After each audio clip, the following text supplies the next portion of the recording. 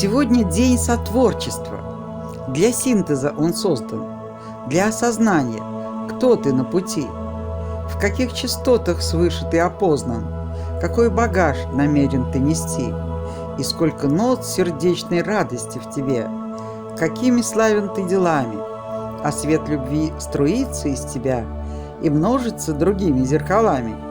Представь зеркал бесчисленных ряды, в них отражения отражают отражения. Так бесконечно повторяются они, и здорово, когда без искажения. Себя мы видим в зеркалах людей, событий, часто искаженно. С любовью в зеркала глаза гляди, увидишь истинно, не иллюзорно. Ты пробудись от спячки вековой и вспомни свою главную задачу – в единстве быть со всеми и с землей, сотрудничать на благо, не иначе.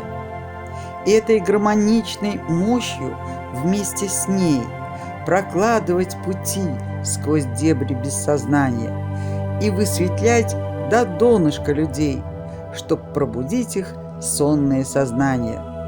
Так расширяется пространство вглубь и ввысь всех тех, кто стал отныне озаренным, чья без сомнений духотворческая мысль реальность созидает просветленных